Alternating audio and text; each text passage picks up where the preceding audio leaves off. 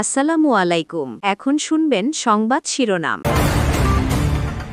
সংসদ নির্বাচন নিয়ে প্রধান উপদেষ্টার নেতৃত্বে উচ্চ পর্যায়ের বৈঠক, সবাইকে সতর্ক থাকার পরামর্শ, নিরাপত্তা, পদায়ন, গুজব প্রতিরোধে আলোচনা। কে সবচেয়ে ফিট এবং তারা এইভাবে অলরেডি একটা লিস্টও করে ফেলেছেন 64 জনের, এবং যিনি ফিট তাকে দেওয়া হবে সবচেয়ে ভালনারেবল জায়গায়। জুলাই সনদ বাস্তবায়নের নোট অব ডিসেন্ট উপেক্ষা করাকে প্রতারণা বললেন মির্জা ফখরুল। সালাউদ্দিনের মতে কমিশনের ভূমিকা একপাক্ষিক, সরকারের নাকচ। জোটভুক্ত হলেও তাদের নিজস্ব প্রতীকের নির্বাচন হতে হবে, তো এটা পক্ষপাতমূলক আচরণ আমরা আশা করি না। জনগণের সঙ্গে এটা একটা প্রতারণা, রাজনৈতিক দলগুলোর সঙ্গে এটা প্রতারণা। নভেম্বরে গণভোট চেয়ে কাল স্মারকলিপি দেবে জামায়াত সহ 8 সমমনা দল।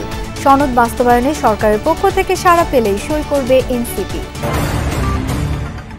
জাতীয় প্রেস ক্লাব এলাকায় ইবতেদায়ী মাদ্রাসা শিক্ষকদের পদযাত্রায় পুলিশের জলকামান, সাউন্ড গ্রেনেড নিক্ষেপ, আহত অনেকে। এমন ভাবে মারে, নির্মম নির্যাতন। আসসালামু আলাইকুম। এতক্ষণ শুনছিলেন সংবাদ শিরোনাম, এখন শুনবেন বিস্তারিত। ডিসেম্বরের প্রথম সপ্তাহে ঘোষণা করা হবে জাতীয় সংসদ নির্বাচনের তারিখ। 15 নভেম্বরের মধ্যে নির্বাচন আয়োজনের প্রাথমিক কার্যক্রম সম্পন্নের নির্দেশ দিয়েছেন প্রধান উপদেষ্টা। আর 1 নভেম্বর থেকে শুরু হবে নির্বাচনকালীন পদায়ন। নির্বাচন প্রস্তুতি নিয়ে যমুনায় উচ্চ পর্যায়ের বৈঠকে এসব সিদ্ধান্ত হয়। বৈঠকে ডক্টর মোহাম্মদ ইউনূস বলেন, নির্বাচন বানচালের সব চেষ্টা ও চ্যালেঞ্জ অতিক্রম করতে হবে। বিকেলে ফরেন সার্ভিস একাডেমিতে প্রধান উপদেষ্টার প্রেস সচিব জানান, গত 3 নির্বাচনে রিটার্নিং অফিসার, পোলিং অফিসার ও প্রিজাইডিং অফিসারের দায়িত্বে থাকা কাউকে এবারের নির্বাচনে রাখা হবে না। প্রধান উপদেষ্টা ডক্টর মোহাম্মদ ইউনূসের ঘোষণার পর থেকেই নির্বাচনী আমেজে রাজনৈতিক দলগুলো। ফেব্রুয়ারিকে সম্ভাব্য সময় ধরে চূড়ান্ত প্রার্থী মনোনয়নে ব্যস্ত সময় পার করছে বিএনপি, জামায়াত সহ অন্যান্য দল। এনসিপি সহ বিভিন্ন দল নির্বাচনকে ঘিরে জোট গঠনের আলোচনাও আছে। নিজ নিজ এলাকায় নির্বাচন প্রচারেও সক্রিয় সম্ভাব্য প্রার্থীরা, জানিয়ে সাধারণ জনগণের মাঝেও সৃষ্টি হয়েছে উৎসাহ আর আগ্রহ। সকালে নির্বাচনের প্রস্তুতি নিয়ে প্রধান উপদেষ্টার বাসভবন ও রাষ্ট্রীয় অতিথি ভবন যমুনায় ডক্টর মোহাম্মদ ইউনূসের সাথে উচ্চ পর্যায়ের বৈঠক অনুষ্ঠিত হয়, যেখানে বিভিন্ন দিক নির্দেশনা দেন অন্তর্বর্তী সরকার প্রধান। এই ফ্যাক্ট চেকিং এর টাইমটা যাতে খুব কম সময় করা যায়। বৈঠক শেষে ফরেন সার্ভিস একাডেমিতে সংবাদ সম্মেলনে প্রধান উপদেষ্টার প্রেস সচিব জানান, পদায়ন, প্রশিক্ষণ, সামাজিক যোগাযোগ মাধ্যম সহ 4টি বিষয় নিয়ে আলোচনা হয়েছে এই বৈঠকে। 1 নভেম্বর থেকে নির্বাচনকালীন পদায়ন শুরু হবে, তবে কোনো কর্মকর্তার আত্মীয় স্বজনের এলাকায় তাকে পদায়ন করা হবে না বলেও জানান শফিকুল আলম। তাদের কোনো আত্মীয় স্বজন প্রতিদ্বন্দ্বিতা করছে কিনা, সেক্ষেত্রেও সেই বিষয়ে পদায়নের বিষয়টা এটা খুবই লক্ষ্য রাখা হবে। আর এই বিষয়ে কাজ যে কর্মসূচি সেটা 1 নভেম্বর থেকেই শুরু হবে। কে সবচেয়ে ফিট এবং তারা এইভাবে অলরেডি একটা লিস্টও করে ফেলেছেন 64 জনের, কে এই পুরো বিষয়গুলো সবচেয়ে ফিট এবং যিনি ফিট তাকে দেওয়া। জুলাই সনদ বাস্তবায়ন প্রক্রিয়ায় নোট অব ডিসেন্টে উপেক্ষা করে জনগণ ও দলগুলোর সঙ্গে প্রতারণা করা হয়েছে, এই অভিযোগ করেছেন বিএনপি মহাসচিব মির্জা ফখরুল ইসলাম আলমগীর। তিনি বলেন, প্রতিশ্রুত ফেব্রুয়ারিতে নির্বাচন না হলে প্রধান উপদেষ্টাকে এর দায় বহন করতে হবে। একই অনুষ্ঠানে জুনায়েদ সাকি ও নুরুল হক নূর বলেছেন, উদ্দেশ্যমূলকভাবে সংস্কারকে ভিন্ন দিকে নেওয়া হলে সংকটের মুখে পড়বে দেশ।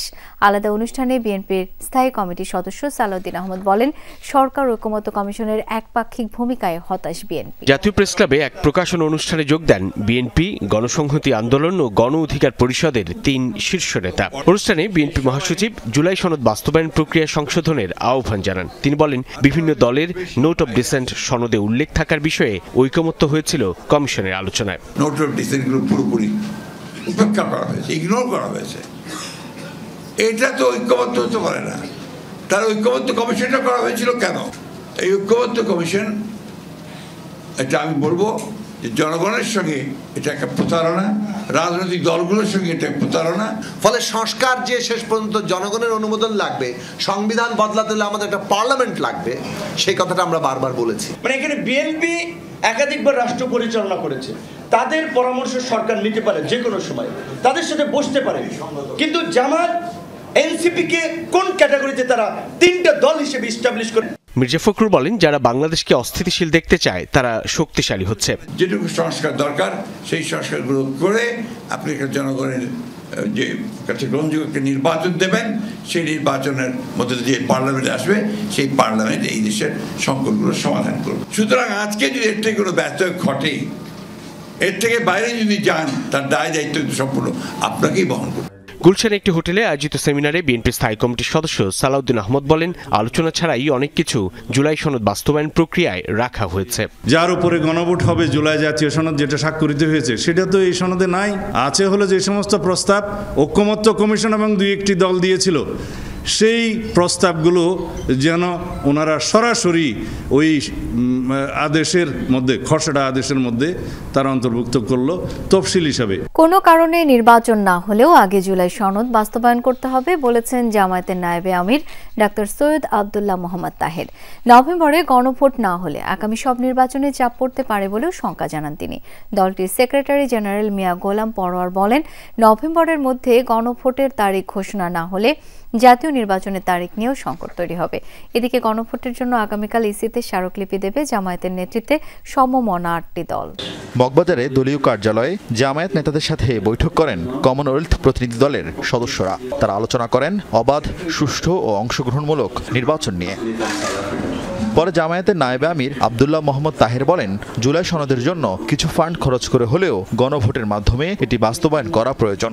এ সময় তিনি ফেব্রুয়ারিতে জাতীয় নির্বাচন নিয়ে শঙ্কা প্রকাশ করেন। কোনো কারণে যদি জাতীয় নির্বাচন সঠিক সময় নাও হইতে পারে, আমরা আশা করি সঠিক সময় ইনশাল্লাহ হবে, তখনও তো জুলাই সনদ তো আমাদের পাশ করতে হবে। জুলাই সনদ তো একটা সংস্কার হবে।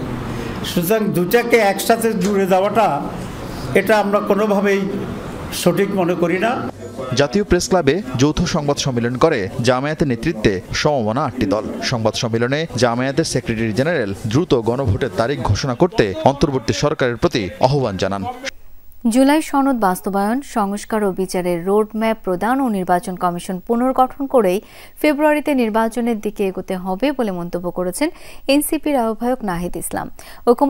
নেতারা ছুটছেন দেশের এক প্রান্ত থেকে আরেক প্রান্তে। এরই ধারাবাহিকতায় বুধবার চলছে রংপুর বিভাগের সাংগঠনিক কার্যক্রম। মহানগর, জেলা ও উপজেলা আহ্বায়ক কমিটি গঠনে নেওয়া হয় প্রার্থীদের সাক্ষাৎকার।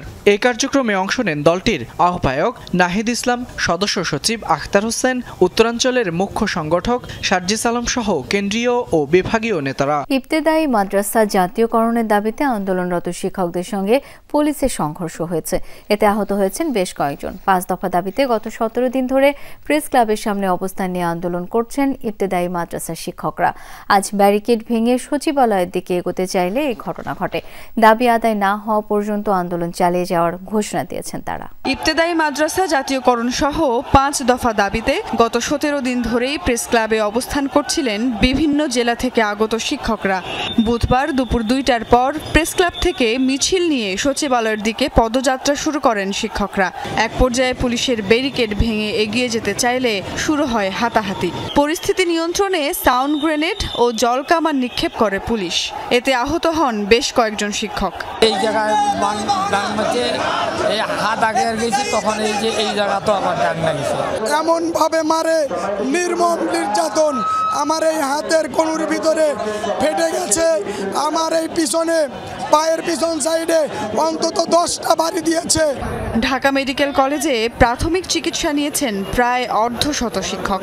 শেষ পর্যন্ত সচিবালয়ে যেতে না পেরে আবারও প্রেস ক্লাবের সামনে ফুটপাথের ওপর অবস্থান নেন আন্দোলনরত শিক্ষকরা। দিতে থাকেন স্লোগান। আইন শৃঙ্খলা বাহিনীর পক্ষ থেকে জানানো হয়, শান্তিপূর্ণ আন্দোলন করলে সর্বোচ্চ সহযোগিতা করা হবে। প্রাথমিকভাবে মৌখিক সতর্ক করার পরে যখন তারা যাচ্ছিল না, তখন আমরা জল কামান এবং সাউন্ড গ্রেনেডের মাধ্যমে তাদেরকে জায়গা থেকে সরিয়ে দিই।